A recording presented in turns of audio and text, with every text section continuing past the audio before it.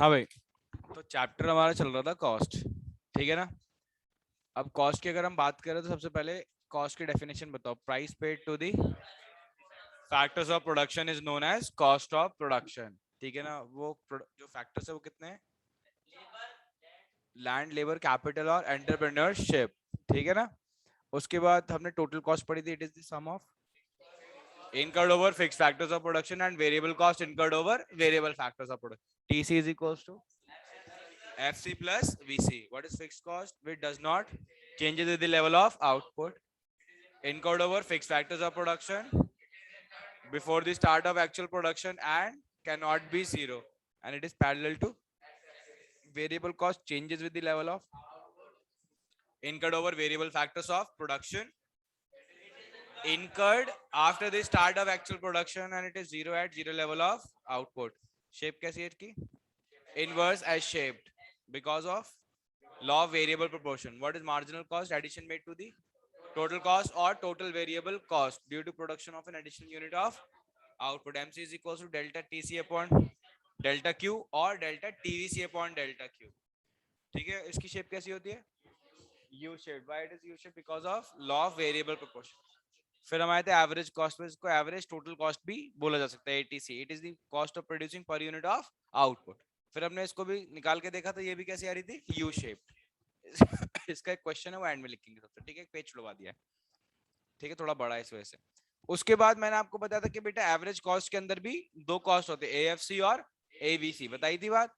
तो एएफसी क्या होती है? Average fix cost. तो it is the fixed cost of producing per unit of output. यहां तक चल रहा था। कैसे निकालते हैं? AFC is equals to FC upon Q. Q का मतलब आउटपुट, ठीक है। तो फिर हमने देखा था इसकी शेप कैसी आ रही थी? Rectangular hyperbola. ये हमेशा डिक्रीज होती रहती, कभी भी इंक्रीज नहीं होती। अब इसके बारे में लिखना, थोड़ा सा लिखो नीचे।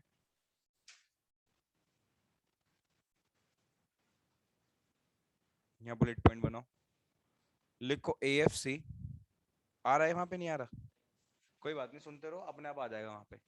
AFC always always decreases. AFC always decreases with increase, with, हाँ, with increase in output, with increase in output. सुंदर लिख लिया? दिखाना क्या लिखा।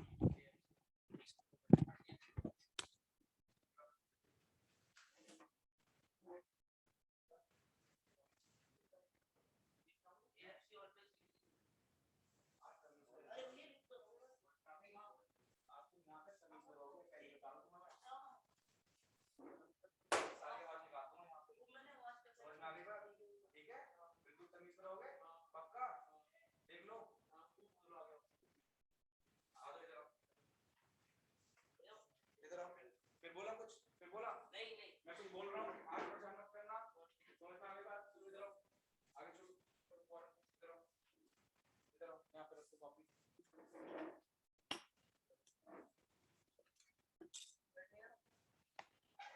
वहाँ पे रखो आराम से।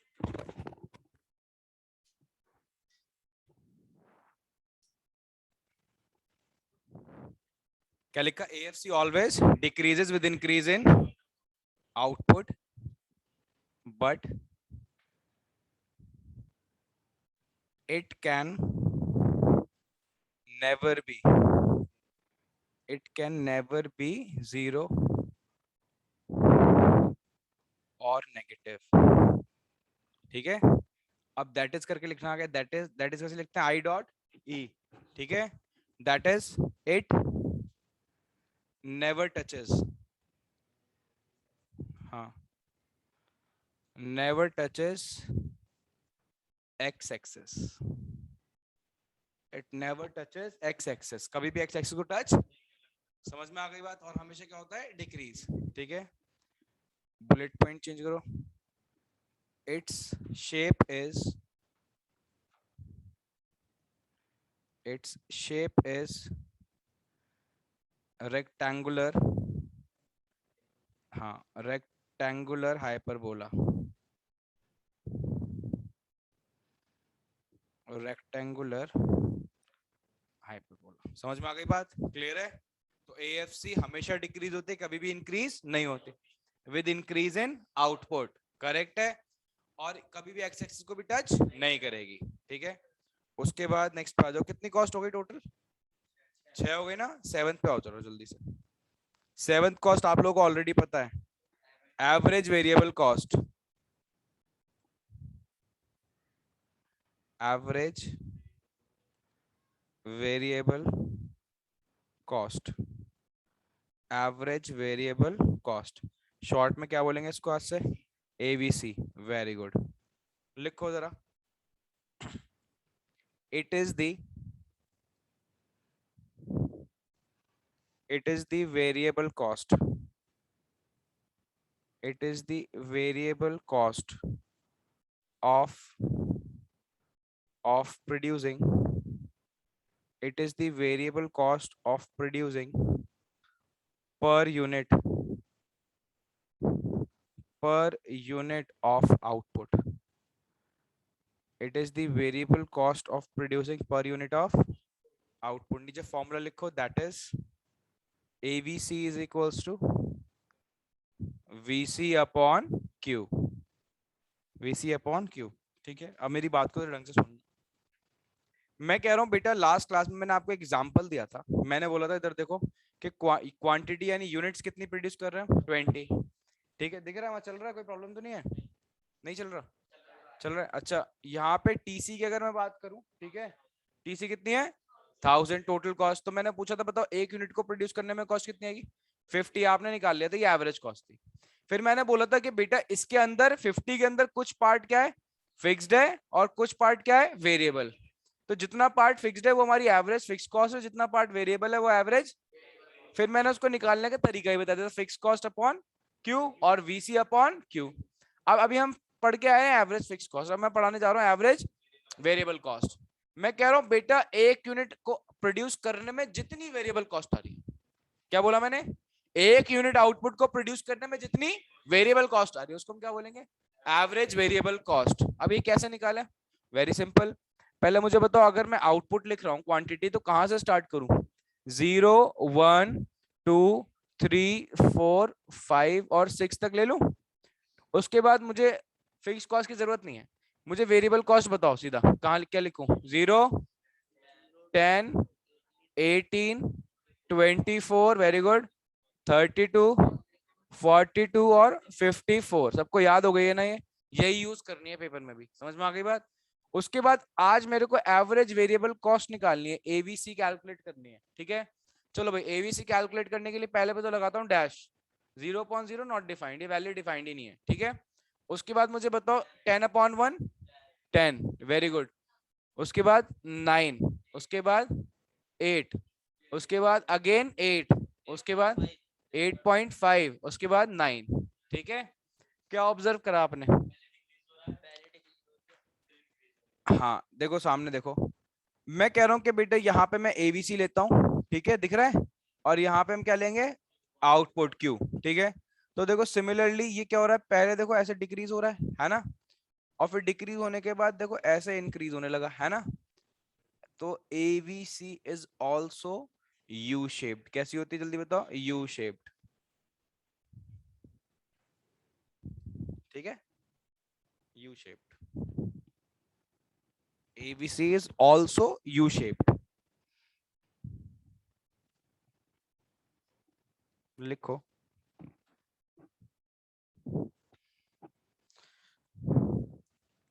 AVC decreases, AVC decreases with increase in output, with increase in output, with increase in output। ठीक है ना? comma after reaching, after reaching na its minimum point, its minimum point, after reaching its minimum point, it starts, it starts rising, it starts rising. It starts rising. एक second. After reaching its minimum point, it starts, and therefore it is, and therefore it is U-shaped.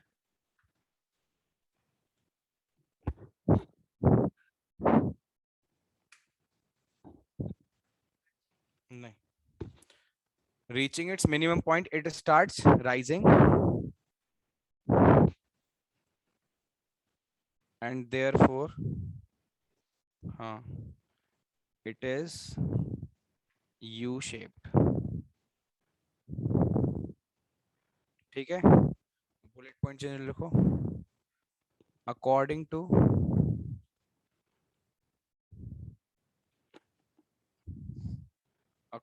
to law of law of law of variable proportion. Law of variable proportion. Average variable cost curve is U-shaped. Is U-shaped. ठीक है भाई. बात समझ में आ गई इतनी. ये जो मैंने लिखा है तो बता ही दिया ऊपर. पहले क्या होती है? Decrease. After reaching it's minimum point it starts rising. तो शेप कैसा आया? यू. और ये क्यों आ रहा है? किसकी वजह से आ रहा है? लॉ वेरिएबल प्रोपोर्शन की वजह से. सबको पता है बात. ठीक है ना? इतनी बात समझ में आ गई है? कोई प्रॉब्लम तो नहीं है इतनी बात समझ. ठीक. आगे चलें. ठीक है, चलो इंपॉर्टेंट बात पे चलते हैं आगे. लिखो. कितनी कॉस्ट हो गई हमारी टोटल? 7. 3 बच्चे हैं, एक्सप्लिसिट, इम्प्लिसिट और. अब मैं जो दो एक्सप्लिसिट और इम्प्लिसिट करा रहा हूँ ये बहुत इंपॉर्टेंट है. पहले बता दिया मैंने, बहुत इंपॉर्टेंट है, तभी से पढ़ना है इसको. ठीक है, लिखो. 8th.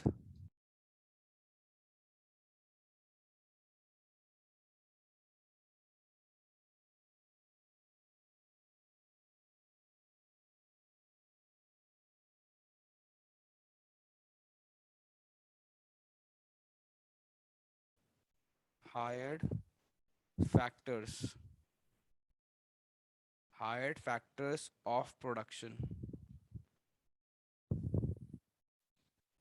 ठीक है, full stop. Bullet point change. लिखो इट इज मेंशन्ड. सामने आ रहा है? It is mentioned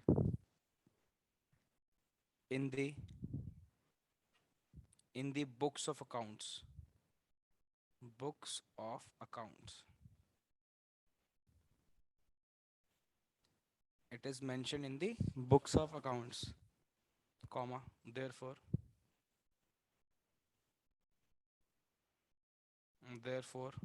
it is also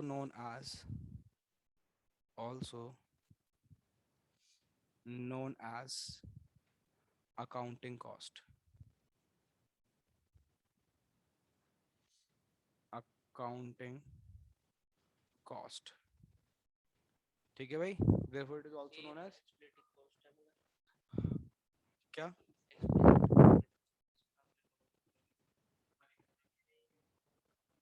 third point लिखो. For example, wages paid wages paid to laborers. wages paid to laborers. ठीक है, साथ में ये भी लिख लो तभी समझ में आएगी. 9th.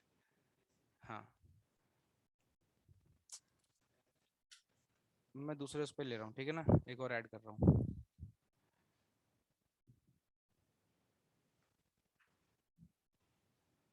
प्रोडक्शन के नीचे. ठीक है, लिखो जरा.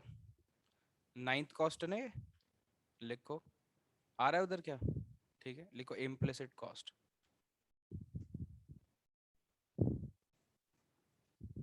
implicit cost. Bullet point. It is the cost क्या नहीं, इट इज द कॉस्ट, हाँ वही है एक बात, it is the cost which is not directly paid, which is not directly paid to the hired factors, to the hired factors of production, hired factors of production, comma, rather rather it is the money value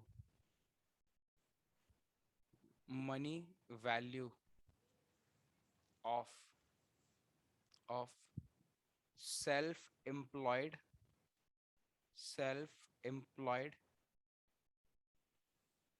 and own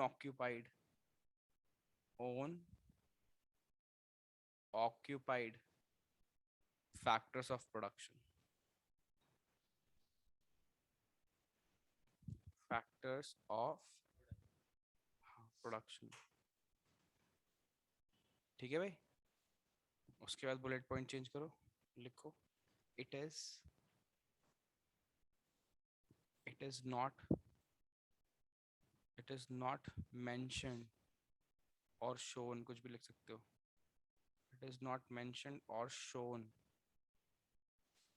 हाँ, in books of accounts, in books of accounts. ठीक है भाई, bullet point change लिखो, for example money value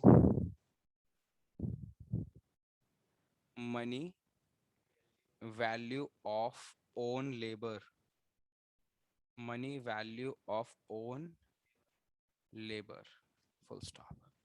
ठीक है, जो money value of own labour, अब जरा ढंग से सुनना बात को, बहुत ही इंपॉर्टेंट कॉन्सेप्ट है। ठीक है, दो कॉस्ट पढ़ने जा रहे हैं, ठीक है, इसी पे टाइम निकाल देंगे हम। ठीक, एक का नाम है एक्सप्लिसिट, नाम बताओ जल्दी से, आवाज आनी चाहिए सबकी, एक्सप्लिसिट, पहले तो नाम याद करो, ठीक है, एक्सप्लिसिट, और एक का नाम है हमारा इम्प्लिसिट।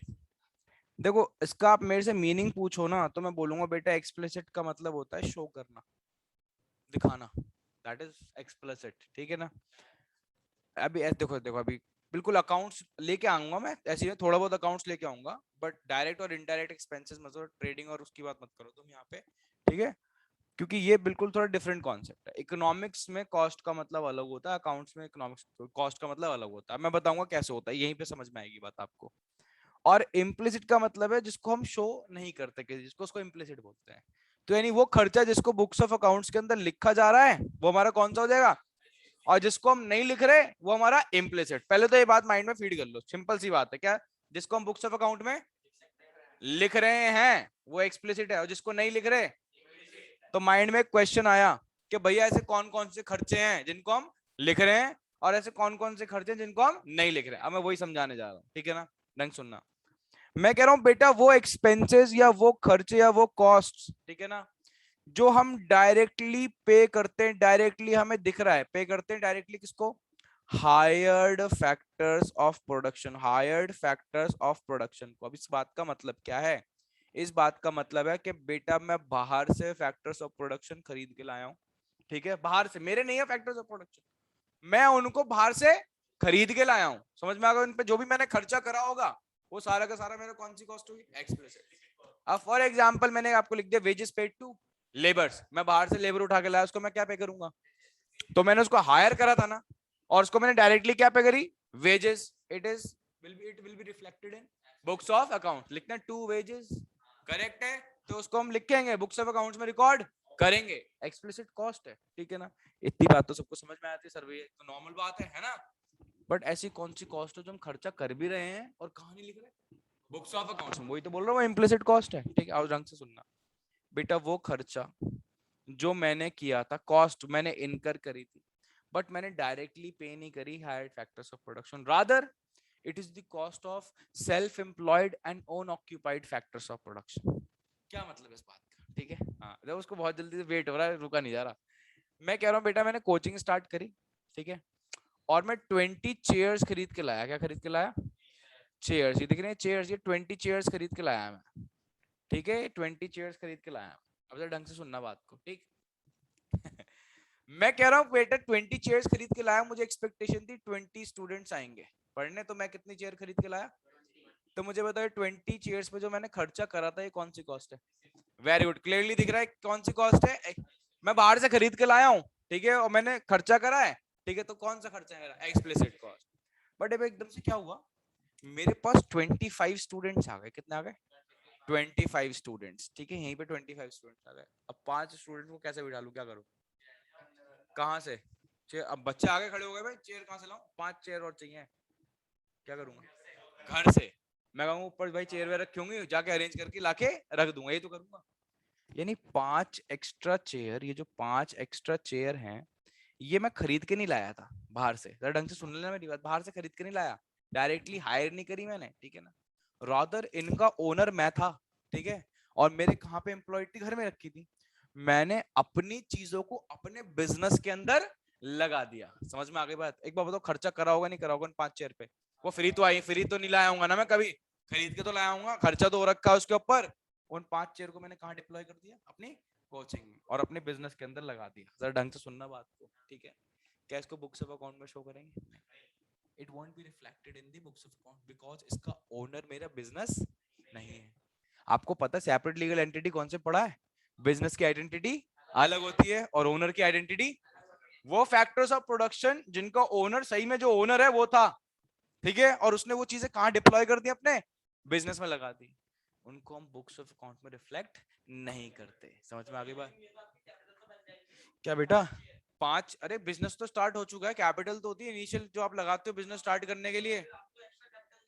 तो एक्स्ट्रा कैपिटल में डिप्लॉय नहीं कर रहा, ये मैंने बिजनेस को दे दिया ऐसी, मैं इसको काउंट ही नहीं कर रहा कि मैंने इसके अंदर कैपिटल को ही डिप्लॉय करी है। मैंने अपने बिजनेस के अंदर 5 चेयर लगा दी, छोड़ दी, मैंने बुक्स ऑफ अकाउंट में शो भी नहीं करा इसको कॉस्ट, बट मेरी इनकर हो गई है, ठीक है, क्योंकि मैंने वो 5 चेयर पहले खर्चा करा हुआ था। अब ये थोड़ी मैंने पुराने जमाने में खर्चा करा था चेयर पे, अब मैं उसको एक्चुअल कॉस्ट पे बिजनेस को दे दूंगा अपने। समझ में आ गई बात? लगा के छोड़ दी, भूल गया मैं, ठीक। तो ऐसी कॉस्ट बहुत होती है बिजनेस के अंदर। समझ में आ गई बात? ठीक है, तो इसको हम क्या बोलेंगे? Implicit cost. अब जरा ढंग से सुन लेना, देखो डेफिनेशन पे आओ। It is the cost which is not paid, which is not directly paid to the hired, rather बजाय क्या है? It is the money value किसकी?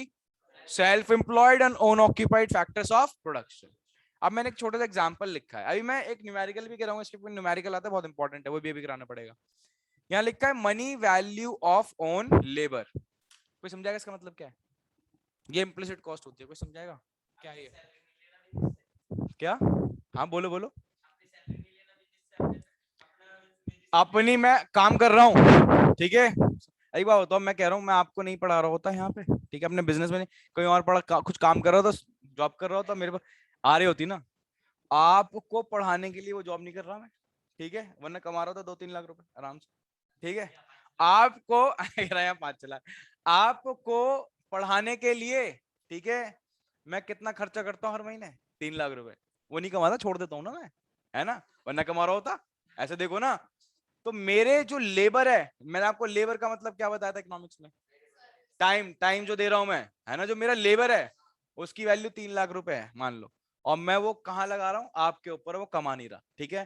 तो यानी एक तरीके से money value of own labour कौन सी कॉस्ट होती है? इम्प्लिसिट। अब मैं क्या बुक्स ऑफ अकाउंट पे लिख दूंगा? मैं बुक्स ऑफ अरे एक बात, वो निकालूंगा, बट मुझे बहुत खर्चे भी तो कर रहा हूँ प्रॉफिट को कमाने के लिए, है ना।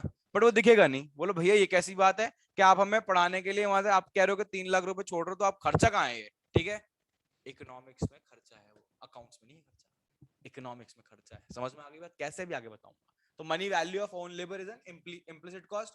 व्हाई? क्योंकि अपने लेबर का ओनर कौन है? मैं खुद। और मैंने वो लेबर कहां डिप्लॉय कर दिया? अपने बिजनेस में, ठीक है। तो मेरे बिजनेस ने 2 चीजें ली, वो चेयर भी ली मेरे से 5, और मैं पढ़ा भी तो रहा हूं। Money value of my labour वो भी कहां लगाई मैंने? अपने बिजनेस में। ये सब इम्प्लिसिट कॉस्ट होती है। समझ में आ गई बात? तो implicit cost is nothing but the money value of self employed या own occupied factors of production, जो आपने कहां लगा दिए? बिजनेस में। ओनर मैं हूं उस चीज का, बट मैंने वो कहाँ लगाई अपने बिजनेस में। समझ में आ गई बात? ठीक है। ओनर कैसे बनाऊंगा? कुछ खर्चा करके तो बनाऊंगा। मेरे पास एसेट्स हैं कुछ, तो उन वो मेरे पास कहाँ से है? उन पे मैंने क्या करा होगा? खर्चा। तो खर्चा तो हो रखा है, बट ऐसी कॉस्ट को कहाँ शो नहीं करते? Books of accounts. अब ये सारा जो प्रोसेस है, कुछ पूछ रहा कोई? पूछो पूछो। हाँ, सिर्फ बिजनेस बिजनेस खरीद के ला रहा है वो। हाँ हाँ, खुद ही हैं जिनके ओनर हम खुद हैं, और हमने कहाँ लगा दिया? अपने बिजनेस में। वो इम्प्लिसिट कॉस्ट, सिंपल सा कॉन्सेप्ट है। हाँ यार, सैलरी तो बिजनेस का खर्चा है ना। ठीक है, वो एक्सप्लिसिट कॉस्ट आती, salary paid to the director, salary paid to the teacher, जो भी है। समझ में आ गया? ऐसा होता है तो हटा दो उसको, फिर इम्प्लिसिट कॉस्ट नहीं रहेगी वो।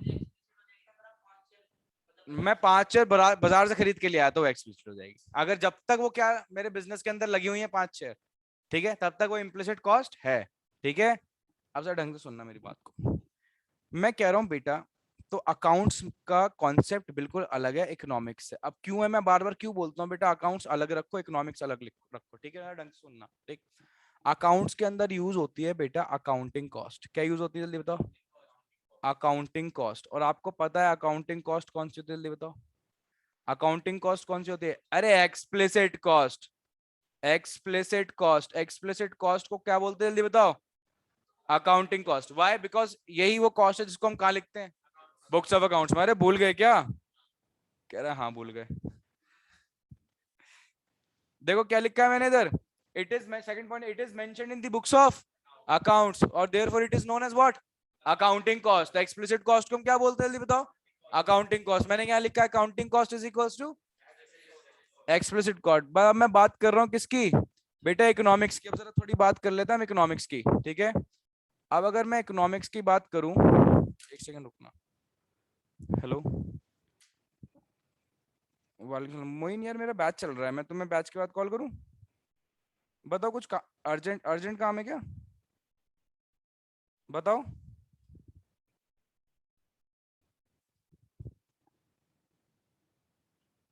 ठीक है, सुनो भाई मेरी बात को। तो अब मैं बात करने जा रहा हूँ किसकी?